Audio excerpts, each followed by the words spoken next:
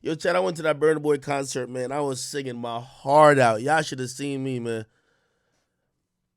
Let me tell you one thing about me, man. One thing about me.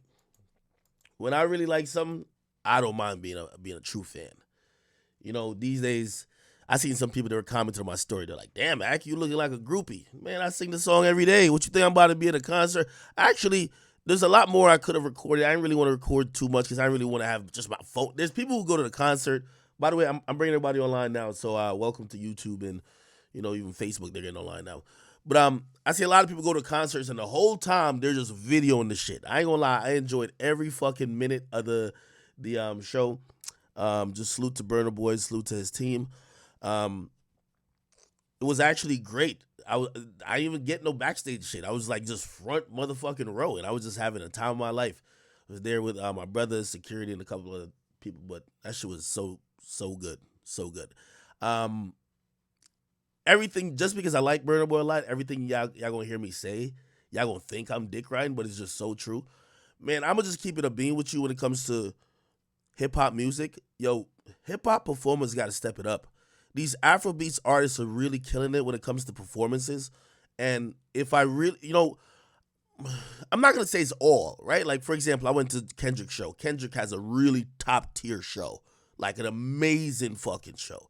But for the vast majority of artists in hip hop, I really think niggas be mailing it in. Like I think niggas really just mailing a performance.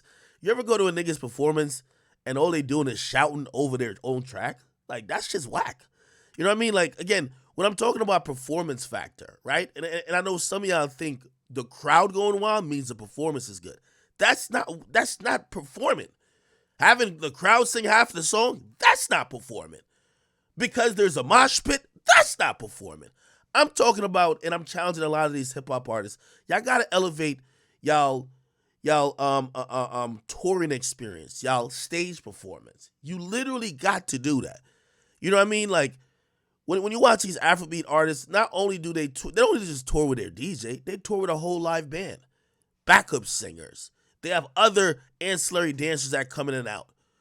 Like it's a huge stage production, and when you kind of watch that, like it's just never a dull moment.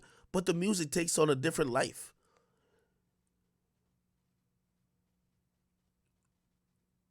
When you see the breakdowns, that like the songs are just better.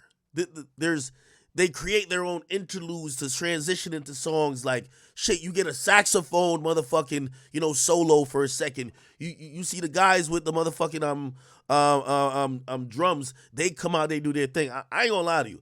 You go to a hip hop concert, it's a bunch of niggas sagging their pants. I'm not saying all. Like obviously the top tier guys, they at that point do a good job to put a good performance on.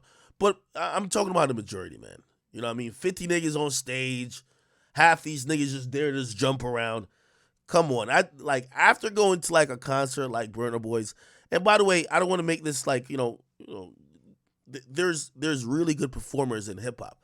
I'm just saying it feels like the almost a prerequisite to even be on certain stages for an Afrobeat artist seems to be like, hey, listen, you got to be able to deal with live instrumentation. You got to bring something else. And backing tracks are never the thing. You know what I mean? You got to actually showcase the vocals that people who listen to, stream the song, or purchased it, they heard on the song. They want to hear your vocals. You know what I mean? Yeah. These days it's like a karaoke sing along. They got the whole song playing in the back.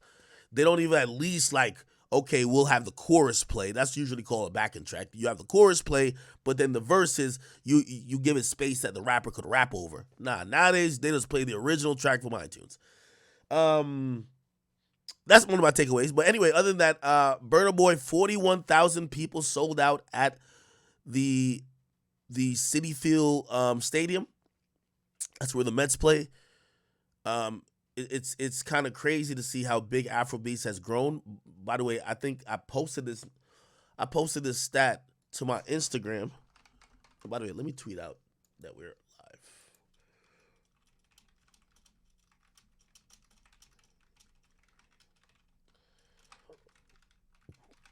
I posted this stat to my Instagram.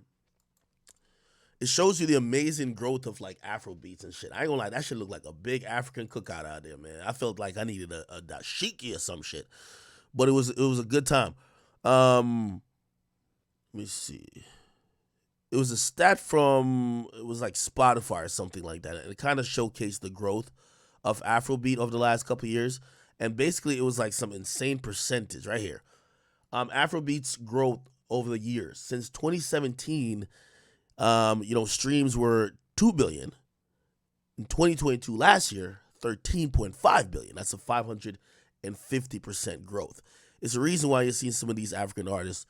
Davido just sold out Toyota Center. That's where the Rockets play. Burna Boy is selling out a stadium. Wizkid as well is doing the Barclays.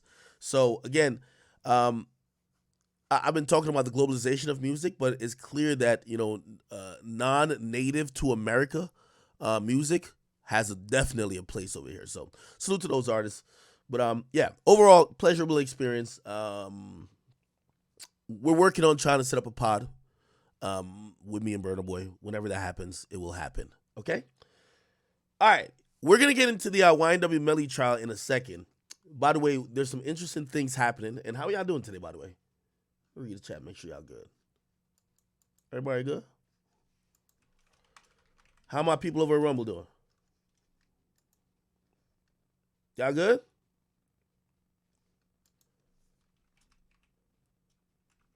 How my people over YouTube doing, man? My YouTubians. Yo, I haven't watched some FYBJ main shit in a minute, man. That nigga's too funny. I might have to play some shit today. Okay, Rumble's good. Let me check on YouTube real quick.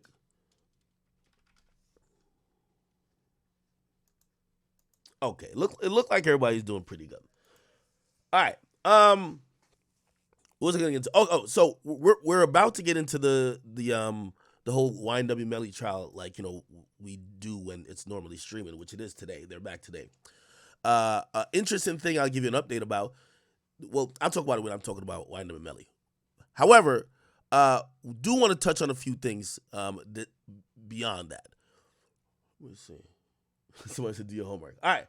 Yeah, somebody says one of Melly's friends is snitching. Nigga.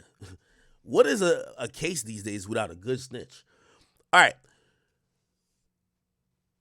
Few things I want to talk about. Yachty called me out. I'm going to talk about that. I'm going to talk about Lil Baby and Meek Mill in the Devil's Threesome with this goddamn white billionaire. This nigga is loud and proud, and he's giving out drunken hugs to these guys, and he does not give a fuck when nobody cares. Actually, let me start there.